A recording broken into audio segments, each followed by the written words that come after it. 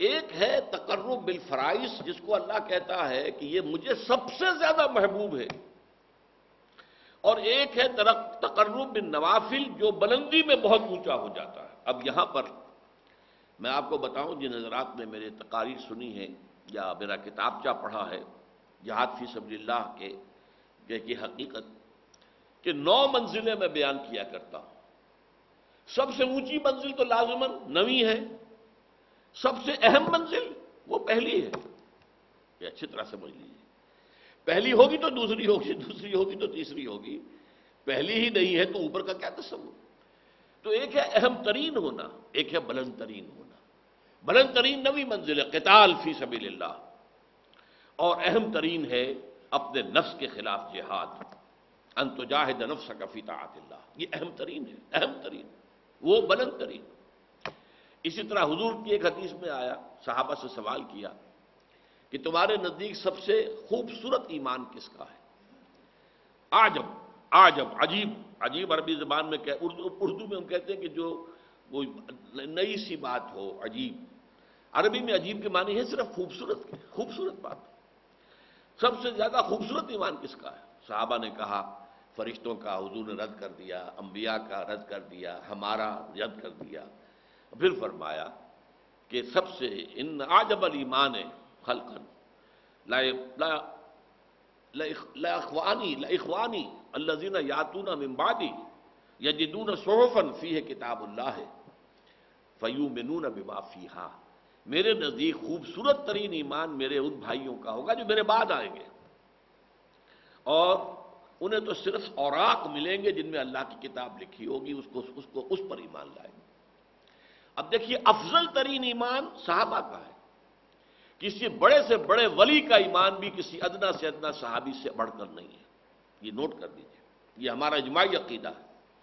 افضل ترین ایمان صحابہ کا، لیکن خوبصورت ترین، عجب ترین ایمان یہ ہے کن کا جو میرے بعد آئیں گے، انہیں تو اللہ کی کتاب ملے گی اور آنکھ میں لکھی ہوئی، اس پر ایمان لائیں گے۔ تو ان دونوں چیزوں کو رکھیے۔ ایک ہے سب سے زیادہ محبوب اللہ کو کیا ہے، وہ تو فرائض کے ذریعے سے تقرب ہے، اور سب سے اونچا جو ہے تقرب کا مقام، وہ نوافل کے ذریعے سے ہے۔ اب جو باریک بات ہے وہ سمجھنے کی ہے، اس میں حالات کے اعتبار سے فرق واقع ہو جائے گا۔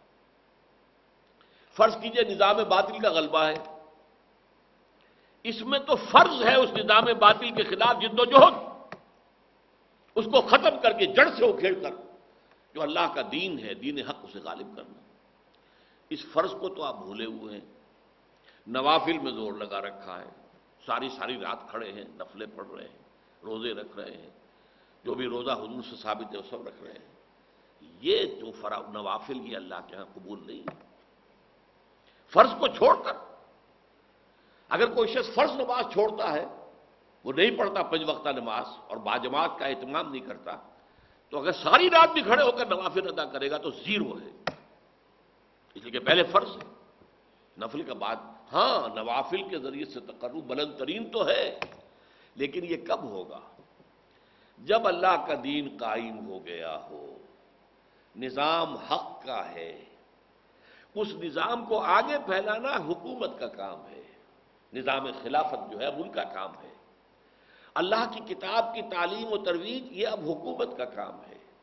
اب افراد کو اجازت ہے وہ نوافل پر زور لگائیں، راتوں کو جاگیں، روزے رکھیں، اور بھی جس طریقے سے بھی نوافل پر اس حالت میں جو نوافل کے ذریعے سے تقرب حاصل ہوگا، وہ بلندی میں وہ پہلے اس جو تقرب ہے بالفرائض اس سے بلندتر ہو جائے گا۔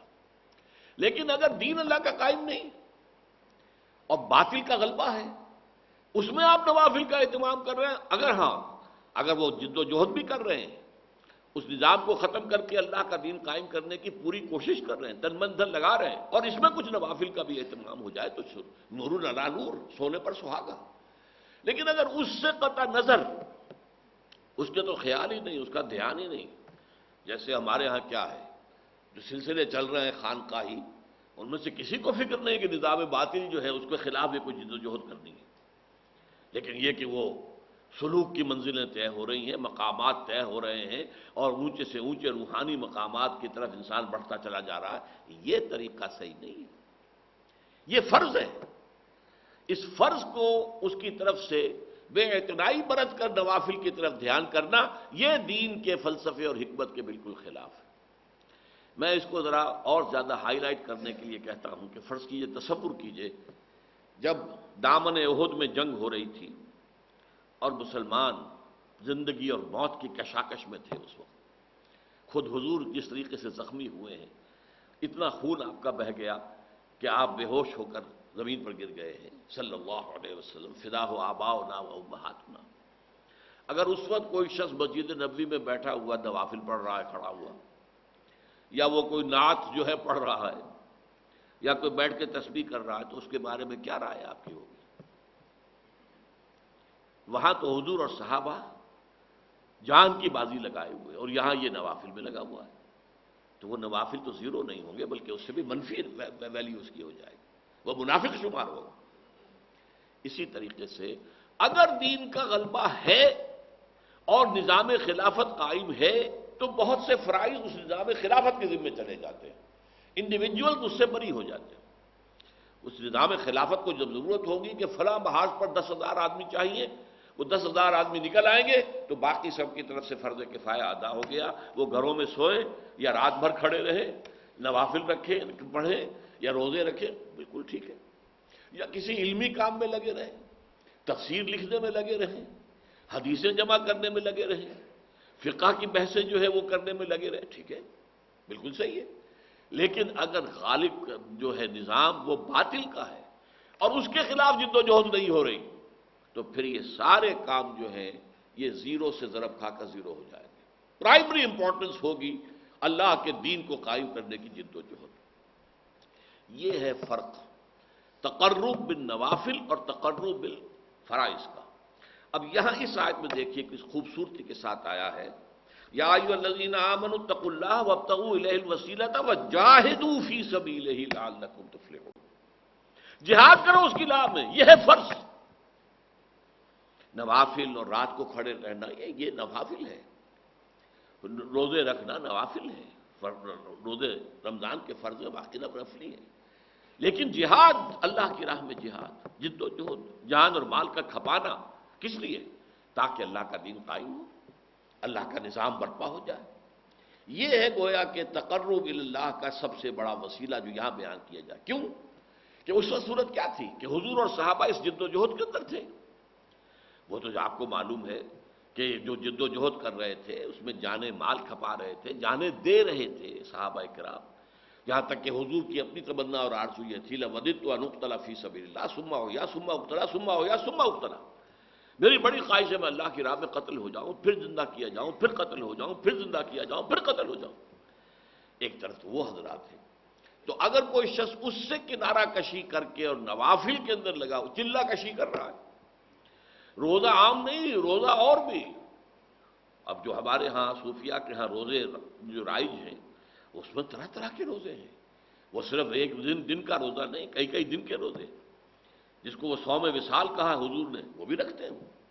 حالانکہ اس سے صحابہ کرام کو حضور نے منع کر دیا تھا کہ آج روزہ آپ نے رکھا اور شام کو افطار نہیں کیا، بلکہ رات بھر بھی وہ روزہ رہا، اگلے دن بھی پورا روزہ رہا، اور پھر اگلے روز جا کے آپ نے افطار کیا، تو اسے کہیں گے صوم وصال، 2 دن کا صوم وصال ہے، 3 دن کا صوم وصال، تو مسلسل جو ہے 3 دن تک روزہ چل رہا ہے۔ حضور رکھتے تھے، لیکن صحابہ کو آپ نے منع کیا، انہوں نے شکوہ بھی کیا، حضور آپ رکھتے ہیں ہمیں منع کرتے ہیں، تو آپ نے فرمایا ایکم مثلی، تم میں سے کون ہے مجھ جیسا؟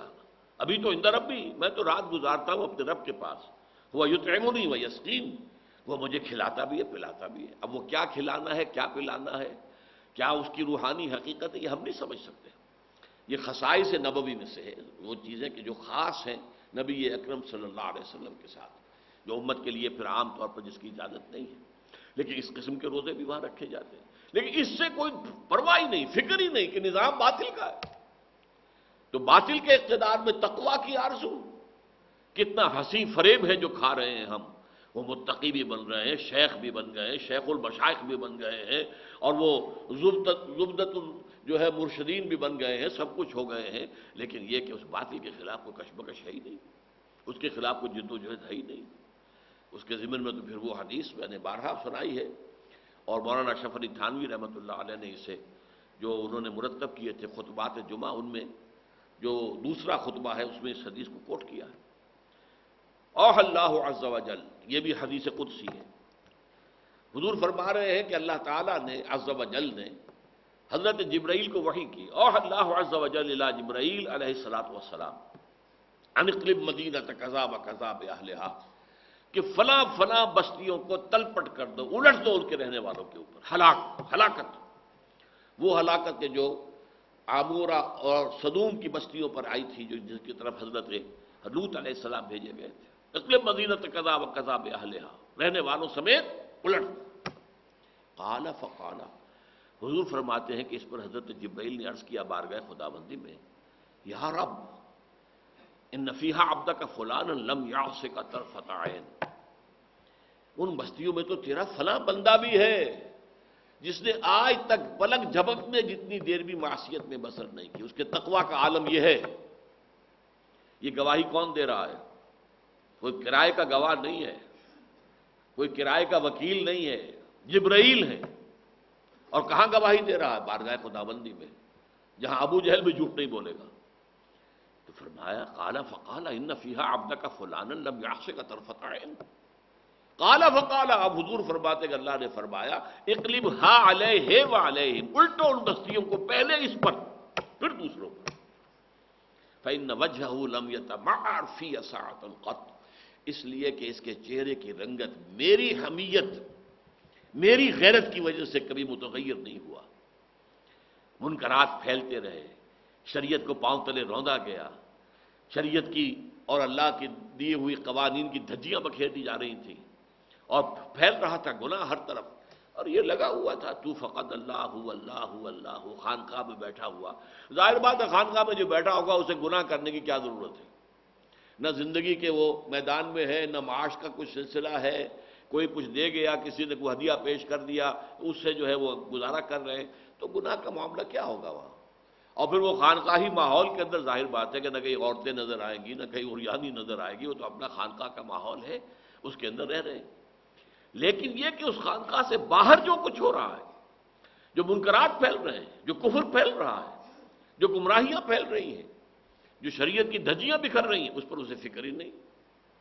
یہ تمار فی ساعۃ قط، تو اس کو یوں سمجھیے کہ اگر کوئی شخص کسی کو ماں کی گالی دے، اب اگر وہ شخص جسے گالی دی گئی ہے طاقت رکھتا ہے تو جانے نہیں دے گا اسے، اس کی مرمت کرے گا۔ فرض کیجئے وہ کمزور ہے، اسے معلوم ہے جس نے مجھے گالی دی ہے وہ بڑا طاقتور ہے، میں اس کا کچھ نہیں بگاڑ سکتا، تب بھی کم سے کم اس کے چہرے پر خون جمع ہو جائے گا، سرخ ہو جائے گا چہرہ۔ غیرت کا یہ تو کم سے کم انداز ہوگا کہ میری ماں کو گالی دی گئی ہے۔ اگر یہ بھی نہیں ہے، سب کچھ دیکھ رہے ہیں، بیٹھے ہیں، سن رہے ہیں، لیکن کوئی فکر نہیں ہو رہی، تو پھر کسی روحانی ترقی کا، کچھ ولایت کے مقام کا، کچھ تقرب اللہ کا کوئی سوال نہیں۔ تو میں نے آج کوشش کی ہے کہ آپ کے سامنے ان چند چیزوں پر جو بڑی کنٹروورشیل ہیں، اس میں عدل کا راستہ آپ کے سامنے رکھوں، درمیانی راستہ کیا ہے۔ نہ تو آپ سرے سے انکار کریں کہ مرتبہ ولایت کوئی شے ہے ہی نہیں ہے، قرآن سے ثابت ہے، حدیث سے ثابت ہے، اور اللہ فرماتا ہے کہ جو شخص میرے ولی سے دشمنی کرے گا اس کے خلاف میرا اعلان جنگ ہے۔ پھر اللہ کا قرب، وہ قرب واقعتاً اس حد تک ہو سکتا ہے کہ اللہ انسان کی آنکھ بن جائے جس سے وہ دیکھے، اللہ انسان کے کان بن جائے جس سے وہ سنے، اللہ انسان کے ہاتھ بن جائے جس سے وہ پکڑے، اور اللہ انسان کے پاؤں بن جائے جس سے وہ چلے۔ یہ ممکن ہے، حدیث ہے۔ اس سے ظاہر بات ہے کرامات کا صدور ہوگا، کرامات کا ظہور ہوگا، لیکن اس کے ساتھ اس بات کو سمجھنا ان میں پہلی شرط تقویٰ ہے، اور نمبر 2 یہ کہ یہ تقرب اللہ کے لیے ایک ہے فرائض کے ذریعے سے۔ جہاد فرض ہے، فرض عین ہے، باطل کا غلبہ ہے تو فرض عین ہے اس کے خلاف جد و جہد کرنا، اور اس کے لیے اجتماعی جد و جہد کرنا۔ جیسے نماز 5 وقتہ فرض ہے، اور اس کے لیے اگر کوئی شخص مسجد سے فاصلہ اس کا زیادہ نہ ہو اور وہ گھر میں نماز پڑھے، اس کی نماز قبول نہیں ہوگی۔ لا صلاۃ علی جار المسجد الا فی المسجد، جو مسجد کے پڑوس میں رہتا ہے اس کی نماز قبول نہیں ہوگی اگر وہ مسجد میں حاضر ہو کر نماز نہیں پڑھ رہا 5 وقت، جماعت کا انتظام نہیں کرتا۔